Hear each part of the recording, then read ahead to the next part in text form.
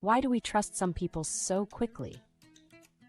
You meet someone for the first time, you talk for 5 minutes, and somehow you already have a feeling about them. I like this person, or maybe the opposite, something feels wrong. But how can your brain make such a powerful judgment about someone you barely know? The strange part is that trust can begin forming before you consciously decide whether someone is trustworthy. Your brain is scanning faces, voices, expressions, behavior, similarities, and countless tiny signals. But here's the real mystery. How much of that first impression is actually accurate? And why can one person feel trustworthy within seconds while another immediately makes you uncomfortable? Today, we're going inside the psychology of trust. Trust feels simple. You either trust someone or you don't. But underneath that feeling is an incredibly complicated process. Your brain is constantly estimating risk. Can I relax around this person? Will they keep their word? Are they being honest? Do they seem familiar? Could they help me? Could they hurt me? You usually don't consciously ask all these questions. Your brain processes many social signals automatically, and this ability was incredibly important for humans. For most of our history, survival depended on cooperation. Finding food, protecting one another, sharing information, raising children, building communities. But trusting the wrong person could also be costly. So the human brain developed an extraordinary system, make fast social predictions using limited information, and that system still operates today. Even when you're meeting someone in a classroom, workplace, online community, or social gathering. When you meet someone, your brain doesn't wait for a complete biography. It immediately starts processing available information, facial expression, tone of voice, body language, words, context, and familiarity. Within a short amount of time, you may already have an impression. But there's an important distinction. Fast doesn't mean perfect. A first impression is a prediction, not a complete assessment of someone's character. Someone can appear confident but be unreliable. Someone can appear shy but be incredibly dependable. Someone can seem familiar simply because they remind you of someone you've met before. Your brain has to make decisions with incomplete information, so it uses what it has. And sometimes those shortcuts are useful. Sometimes they're wrong. When the evidence really only says, "This person reminds me of something I already know," that distinction can be surprisingly important. Trust often grows when people feel understood. Imagine telling someone something small about yourself. Instead of ignoring it, they remember it later. They listen. They respond thoughtfully. They ask questions. You begin to feel, "This person gets me." That feeling can be powerful. Human beings naturally value social connection. When someone appears attentive and responsive, it can signal that the interaction is cooperative rather than threatening. But there's an important lesson here. Being good at making someone feel understood doesn't automatically prove that a person has good intentions. Trust is better built through consistent behavior over time. A pleasant first conversation is a beginning, not proof of character. People often feel more comfortable with people who seem similar to them. Similar interests, similar humor, similar communication styles, similar goals. Even small similarities can make interaction feel easier. Why? Because similarity reduces uncertainty. You have clues about what the other person might think or enjoy. You have common ground. And shared experiences can make cooperation feel more natural. But similarity can also create a blind spot. We may sometimes give people extra credit simply because they feel familiar or like us. That means a strong connection isn't automatically evidence of strong character. It can simply mean your brains found common ground quickly. Imagine two people giving you the same information. One speaks hesitantly, the other speaks confidently and clearly. Who are you more likely to believe? Many people instinctively lean toward the confident speaker. But confidence and accuracy are different things.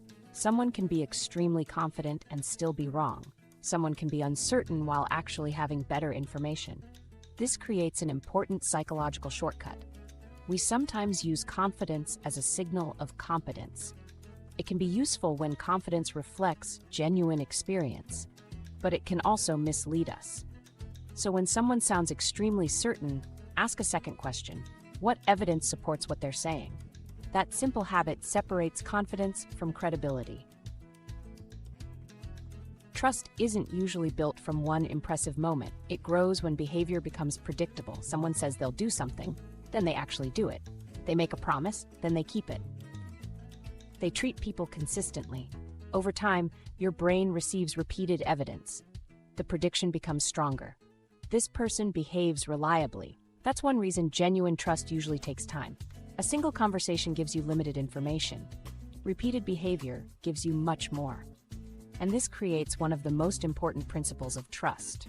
Watch patterns, not isolated moments. Anyone can make a good impression once. Consistency is harder to fake over a long period. Imagine entering a new place. You don't know anyone.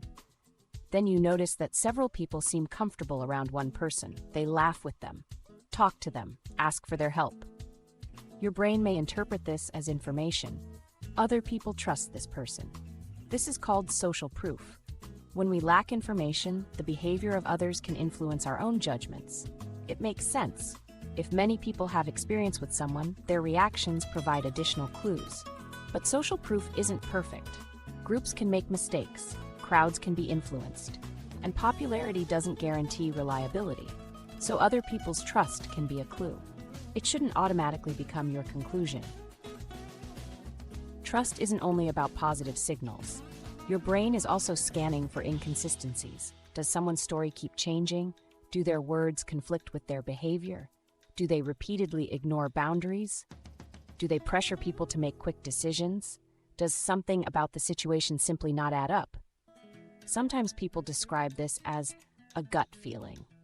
And intuition can be influenced by previous experiences and subtle patterns we've learned to recognize. But intuition isn't magic. It can also be wrong. Fear, stereotypes, previous experiences, or misunderstandings can influence our reactions. That's why a useful approach is to treat intuition as a signal to investigate, not automatic proof. Your gut can say, "Pay attention." Then evidence can help you decide why. Here's the most fascinating part. You may think you're consciously deciding, "I trust this person." But your brain may have already started evaluating them before you've put that decision into words.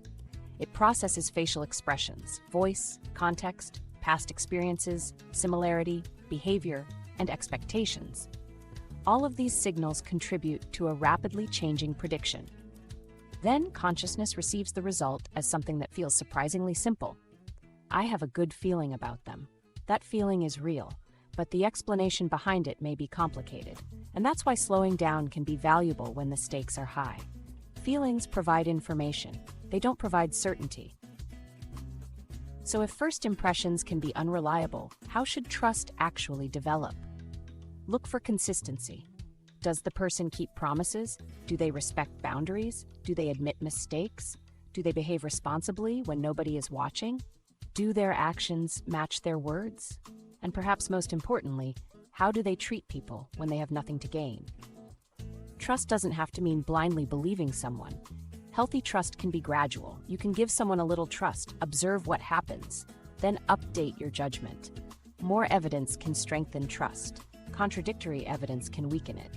In other words, trust doesn't have to be a switch. It can be a process. Why do we trust some people so quickly? Because your brain is constantly trying to reduce uncertainty. It looks for familiarity, similarity, consistency, social signals, confidence, emotional responses, and patterns from past experience. All of this happens because humans are deeply social creatures. We need other people. But the same shortcuts that help us connect can sometimes mislead us. Someone can feel familiar without being reliable. Someone can sound confident without being correct. Someone can be popular without being trustworthy. And someone who makes a quiet first impression may turn out to be remarkably dependable. So the goal isn't to stop trusting people, it's to make trust more evidence-based. The next time you meet someone and instantly think, "I trust this person," pause for a second. Ask yourself, what am I actually responding to? Their behavior, their consistency, their evidence, or simply the fact that they feel familiar? Your first impression can be useful, but time reveals something a first impression never can: patterns. Because anyone can create a good moment. Real trust is built through what happens next. and what happens after that. If you enjoyed this journey into the psychology of trust, subscribe for more videos exploring the hidden systems behind human behavior, psychology, and the brain. And tell me in the comments, have you ever trusted someone immediately and later discovered that your first impression was completely wrong? Because sometimes, the most interesting thing about another person is what your brain decided about them before you even knew them.